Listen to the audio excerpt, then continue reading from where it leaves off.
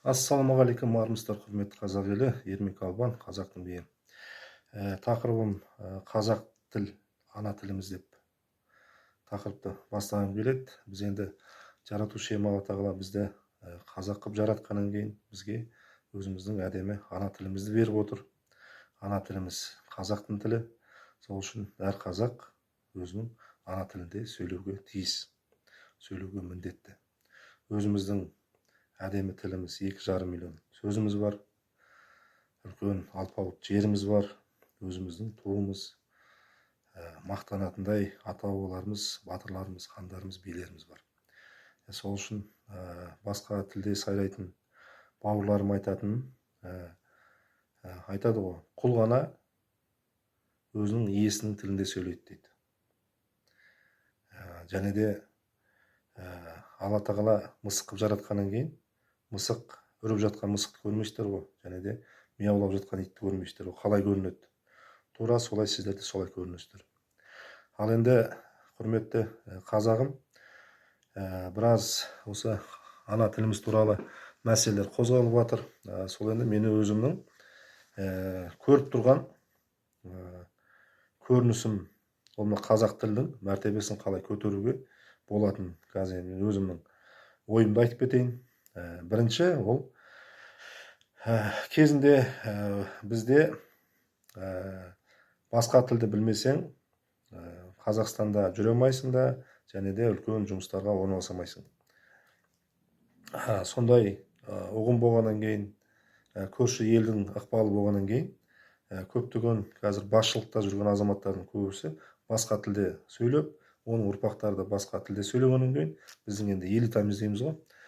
Содан кейін қарапайым халықта соларға еліктеп, сол басқа тілде сөйлеп жүр.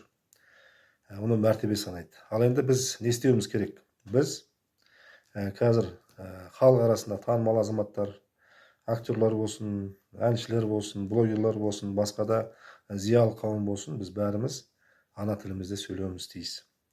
Сол кезде ол қазақ тілінің мәртебесі өседі.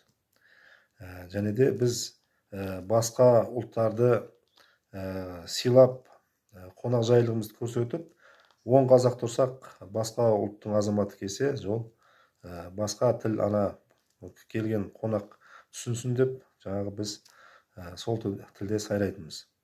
Енді қазақ тілді біз мәртебесін өсіруіміз керек. Қазақ тілін қазақ тіліне деген үлкен сұраныс жасауымыз керек. Оны қалай жасаймыз? Оны президент бірдеме үкім шығарып қол қою керек дегенді біз күтудің керегі жоқ. Оны біз өзіміз халық арасынан жасауымыз керек. Мысал айтып кетейін. Дүкенге кіреміз, азық түлік аламыз, дүкеншінің қасына барамыз, сауданы қазақ тілінде жасаймыз.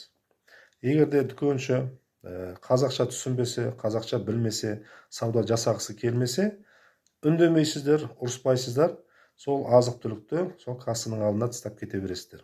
Ешқандай ұрыссыз, айғай-шусыз кетіп қаласыздар. Сөйтіп, бір дүкенде күніне 5 резден, 10 резден сондай іс-әрекет тірлік болатын болса, ол дүкеннің иесі бұл мән-жағдай не үшін болып жатқанын көреді да, не болмаса ол екі іс-әрекет жасайды. Ол біріншісі не дүкеншіні ауыстырады, қазақ тілді білетін, не болмаса дүкенші жалақы алып нан табу үшін ол өзі сол қазақ тілін үйренуге мәжбүр болады.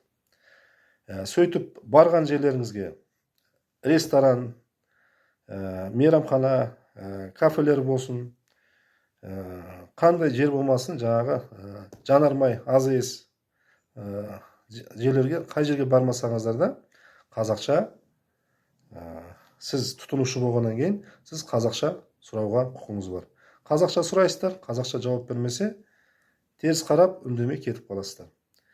Сөйтіп, біз қазақ тілін сұранысқа үлкен сұраныс жасаймыз.